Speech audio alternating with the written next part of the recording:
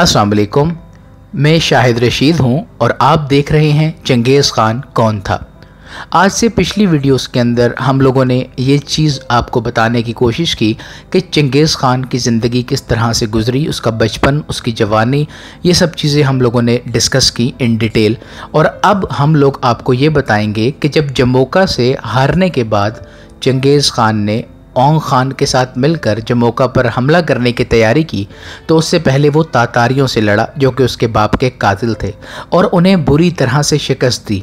और अब चंगेज़ ख़ान जमोका की तरफ दोबारा मुतवज्जे होने लगा था और अपनी फ़ौजें उसके मैदान में उतारने लगा था। तो चलिए शुरू करते हैं आज की वीडियो कि जब जमोका और चंगेज़ ख़ान की जंग हुई तो फिर क्या हुआ।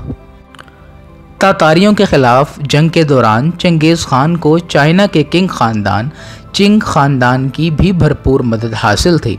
वजह ये थी कि चाइना के हुक्मरान भी अपने बॉर्डर के करीब रहने वाले तातारी कबाइल से परेशान रहते थे।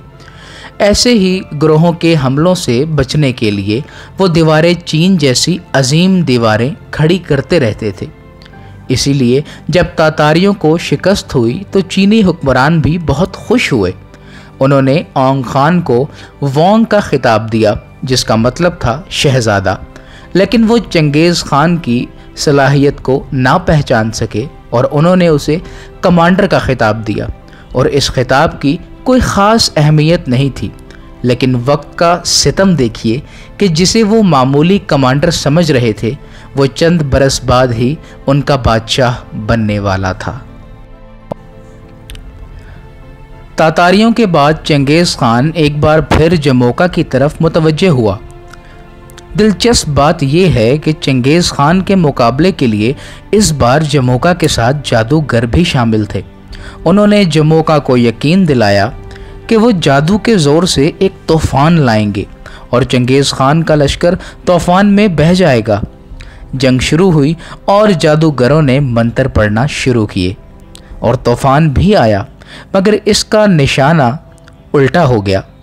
वो इस तरह के जादूगरों के तमाशे के दौरान बर्फ़बारी शुरू हो गई और तूफ़ानी हवाएं चलने लगीं, मगर चंगेज़ ख़ान की जगह जमोका की फ़ौज अपनी तरतीब खो बैठी। इसके मुख्तलिफ दस्ते टूट फूट का शिकार हो गए। जब अपनी चालों को उल्टा पड़ते देखा तो जादूगर भाग निकले। वो भागते भागते कह रहे थे कि आसमान को हमसे मोहब्बत नहीं रही, आसमान हमसे दूर हो गया है। जब तूफ़ान का ज़ोर टूटा तो चंगेज़ ख़ान जमोका की बची फ़ौज पर आसानी से हाथ साफ करने लगा। इस बार जमोका मैदान से भाग गया था और चंगेज़ ख़ान के कहर से बच रहा था, लेकिन चंगेज़ ख़ान के हाथ कुछ ख़ास लोग आ चुके थे। ये लोग चंगेज़ ख़ान को इंतहाई मतलूब थे, क्योंकि ये वही लोग थे जो उसके बाप की सरदारी में उसके कबीले के लोग थे। ये वही लोग थे जिन्होंने चंगेज़ ख़ान और उसकी माँ को तनहा छोड़ दिया था। ये वही लोग थे कि जिन्होंने चंगेज़ ख़ान को कैदी बनाया था। चंगेज़ ख़ान ने उस एक ख़ानदान को जिसने उसकी माँ और उससे सरदारी छीनी थी, उनके तो बच्चों तक को कत्ल करवा दिया और उनकी नस्ल को ख़त्म कर दिया और कबीले के दूसरे लोगों को माफ़ करके अपनी सरदारी में कबूल कर लिया। जंग तो चंगेज़ ख़ान जीत गया, मगर जंग के दौरान गर्दन में ज़ख़म आने से वो मरते मरते बचा था। लड़ाई के दौरान चंगेज़ ख़ान की गर्दन पर एक गहरा ज़ख़म आ गया था। शायद चंगेज़ ख़ान की कहानी इस गर्दन के ज़ख़म के साथ ख़त्म हो जाती, लेकिन यहाँ उसका एक वफ़ादार जेलमी काम आया। जेलमी रात भर चंगेज़ ख़ान के सराहने बैठा रहा और उसके ज़ख़म में जमने वाले खून के लोथड़े चूस चूस कर निकालता रहा। फिर जब चंगेज़ ख़ान को प्यास लगी तो जेलमी दूध तलाश करने निकला। वो चुपके से दुश्मन के कैंप में गया और दूध का एक बर्तन चोरी करके ले आया। इससे चंगेज़ ख़ान की प्यास बुझी और ज़ख़म भी भर गया।